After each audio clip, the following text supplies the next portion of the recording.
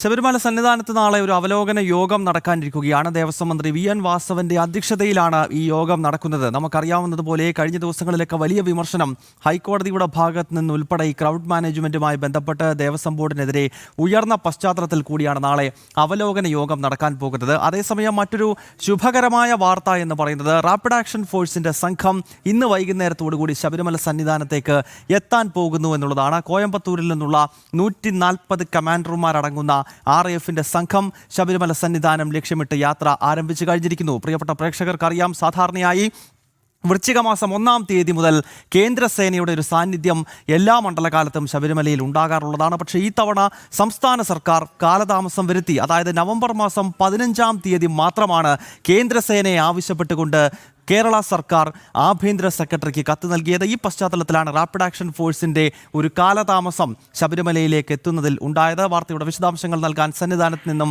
മിഥുൻ മുരളി ചേരുകയാണ്. മിഥുൻ, ആദ്യം നമുക്ക് ഈ പോസിറ്റീവായിട്ടുള്ള വാർത്തയിലേക്ക് പോകാം. RAF സംഘം ശബരിമല സന്നിധാനം ലക്ഷ്യമിട്ട് യാത്ര ആരംഭിച്ചു കഴിഞ്ഞിരിക്കുന്നു. 140 പേരുടെ സംഘം ഇപ്പോൾ സന്നിധാനം ലക്ഷ്യമിട്ടുകൊണ്ട് കോയമ്പത്തൂരിൽ നിന്നും യാത്ര ആരംഭിച്ചതായി മനസ്സിലാക്കാൻ കഴിയുന്നു. പറയൂ മിഥുൻ.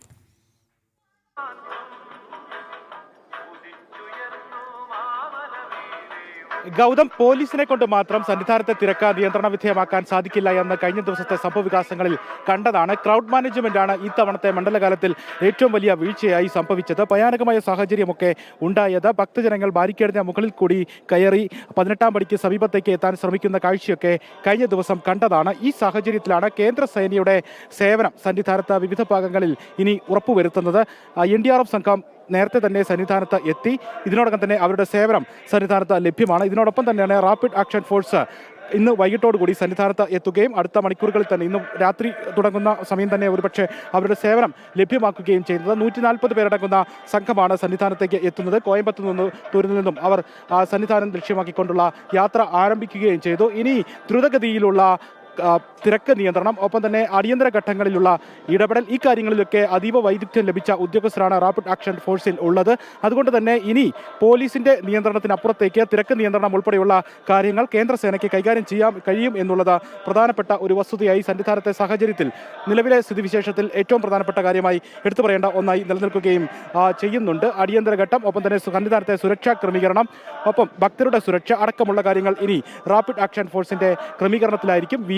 VIP സുരക്ഷാ ചുമതലകളടക്കം റാപ്പിഡ് ആക്ഷൻ ഫോഴ്സ് സുരക്ഷാ ക്രമീകരണങ്ങൾ ഉറപ്പാക്കും. ഒപ്പം സന്നിധാനത്ത് വിവിധ മേഖലകളിൽ തിരക്ക് കൂടുന്ന പശ്ചാത്തലത്തിൽ ഈ ഭാഗങ്ങളിലെ സുരക്ഷാ ക്രമീകരണങ്ങൾ, വളരെ വേഗത്തിലുള്ള ഇടപെടലുകൾ, വളരെ വേഗത്തിൽ ഈ ഭാഗത്തെ തിരക്ക് നിയന്ത്രണ നടപടികൾ ഒക്കെ റാപ്പിഡ് ആക്ഷൻ ഫോഴ്സ് കൈകാര്യം ചെയ്യും എന്നുള്ളത് വലിയ ഒരു ആശ്വാസമായി ഇനിയുള്ള ഘട്ടത്തിൽ തിരക്ക് നിയന്ത്രണത്തിന് ക്രൗഡ് മാനേജ്മെന്റിന് പ്രധാനപ്പെട്ട അതുമായി ബന്ധപ്പെട്ട വിശദാംശങ്ങൾ ശരിയാണ്. RAFന്റെ സാന്നിധ്യം ഭക്തർക്ക് വലിയ ആശ്വാസമാണ് എന്ന കാര്യത്തിൽ യാതൊരു സംശയവുമില്ല. കാരണം ഒരുപക്ഷെ ഈ മണ്ഡലകാലത്ത് മാത്രമാകും 1-ാം തീയതിക്ക് ശേഷം കേന്ദ്രസേന എത്തുന്നത്. അതുതന്നെ ഈ സർക്കാരിൻ്റെയും ദേവസ്വം ബോർഡിൻ്റെയും വീഴ്ചയാണെന്ന കാര്യത്തിൽ സംശയമില്ല. നമ്മുടെ തിരുവനന്തപുരം ബ്യൂറോയാണ് ഈ വാർത്ത ആദ്യം തന്നെ ബ്രേക്ക് ചെയ്തത്. അതായത് സാധാരണ കേന്ദ്രസേന ആദ്യം മുതലേ ഉണ്ടാകേണ്ടതാണ്. എന്തുകൊണ്ട് ഇതിൽ കാലതാമസം ഉണ്ടായി എന്നതിനെ പറ്റിയുള്ള വിശദാംശങ്ങൾ നേരത്തെ നമ്മൾ പ്രേക്ഷകരിലേക്ക് എത്തിച്ചു. ഒപ്പം ഇതിന് ഒരു കാര്യം കൂടി അറിയേണ്ടത്, ഈ നാളെ നടക്കുന്ന അവലോകന യോഗം സംബന്ധിച്ചുള്ളതാണ്. നാളെ ദേവസ്വം മന്ത്രിയുടെ അധ്യക്ഷതയിൽ രാവിലെ 10:30 സന്നിധാനത്ത് ഒരു യോഗം നടക്കുന്നു. ഈ ക്രൗഡ് മാനേജ്മെന്റ് ഒക്കെ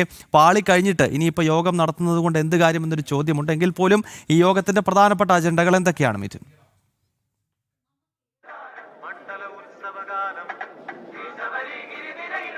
ഗൗതം, മുന്നൊരുക്കങ്ങളിലുണ്ടായ വീഴ്ചയാണ് ഈ മണ്ഡലകാലത്ത് സന്നിധാനത്തെ സ്ഥിതിഗതികൾ വളരെ ദുർഘടമാക്കി മാറ്റിയത്. പല വിഭാഗങ്ങളെ കേന്ദ്രീകരിച്ചുകൊണ്ട് അവരെല്ലാം ഒപ്പം ഇരുത്തിക്കൊണ്ടുള്ള ഒരു മുന്നൊരുക്കം ഈ തവണ ഉണ്ടായില്ല എന്നുള്ളതാണ് ഏറ്റവും വലിയ വീഴ്ചയായി എടുത്തു പറയേണ്ടത്. ഈ കാര്യങ്ങൾ ഇനി എന്ത് ചെയ്യാൻ കഴിയും എന്നതായിരിക്കും നാളെ നടക്കുന്ന അവലോകന യോഗത്തിൽ പ്രധാനമായി ചർച്ച ചെയ്യുക. വിവിധ വിഭാഗങ്ങൾ, അത് പൊതുമരാമത്തായാലും മറ്റ് വിഭാഗങ്ങളായാലും വിവിധ ഘടകങ്ങളെ കൂട്ടിയോജിപ്പിച്ചുകൊണ്ടുള്ള ഒരു ഏകോപന പ്രവർത്തനം ഇത്തവണ അമ്പെ പാളിപ്പോയി എന്ന് പറയേണ്ടിയിരിക്കുന്നു. ഈ വീഴ്ച സംബന്ധിച്ചുള്ള ഒരു ചർച്ച നാളെ നടക്കുന്ന അവലോകന യോഗത്തിൽ, ദേവസ്വം മന്ത്രിയുടെ നേതൃത്വത്തിൽ നടക്കുന്ന അവലോകന യോഗത്തിൽ ഉണ്ടാകും. പോലീസ് അടക്കമുള്ള വിവിധ വിഭാഗങ്ങൾ, സേനാ വിഭാഗങ്ങൾ ഈ അവലോകന യോഗത്തിൽ അവരുടെ കാര്യങ്ങൾ, തിരക്ക് നിയന്ത്രണവുമായി ബന്ധപ്പെട്ടുള്ള വിശദാംശങ്ങൾ ദേവസ്വം മന്ത്രിക്ക് മുമ്പിൽ അവതരിപ്പിക്കും എന്നുള്ളതാണ് അറിയാൻ കഴിയുന്നത്. നാളെ രാവിലെ 10:30 ദേവസ്വം മന്ത്രിയുടെ നേതൃത്വത്തിൽ, വി.എൻ. വാസവന്റെ നേതൃത്വത്തിൽ ഈ അവലോകന യോഗം സന്നിധാനത്ത് ചേരുക. ഇനിയുള്ള പ്രധാനപ്പെട്ട കാര്യം, ഇപ്പോൾ സന്നിധാനത്ത് തിരക്ക് നിയന്ത്രണ വിധേയമാക്കുന്നതിന് വേണ്ടി നിലയ്ക്കൽ ഉൾപ്പെടെയുള്ള ഭാഗങ്ങളിൽ ഭക്തരെ തടഞ്ഞുകൊണ്ടാണ് സന്നിധാനത്ത് തിരക്ക് സ്ഥിതിഗതികൾ ശാന്തമാക്കുന്നത്, തിരക്ക് നിയന്ത്രണ വിധേയമാക്കുന്നത്. നിലയ്ക്കൽ ഉൾപ്പെടെയുള്ള ഭാഗങ്ങളിൽ അടിസ്ഥാന സൗകര്യ ലഭ്യത അടക്കമുള്ള കാര്യങ്ങളിൽ അപര്യാപ്തതകൾ നേരിടുന്നു. ഒപ്പം നിലയ്ക്കലിൽ കൂടുതൽ സമയം ഭക്തജനങ്ങൾക്ക് കാത്തു നിൽക്കേണ്ടി വരുന്നത് വലിയ ആശങ്കകൾക്ക് ഉളവാക്കും എന്നുള്ള കാര്യവുമാണ് ഈ ഒരു സാഹചര്യത്തിൽ എടുത്തു പറയേണ്ടത്. നിലവിൽ 5000 സ്പോട്ട് ബുക്കിംഗ് കുറച്ചിട്ടുണ്ട്.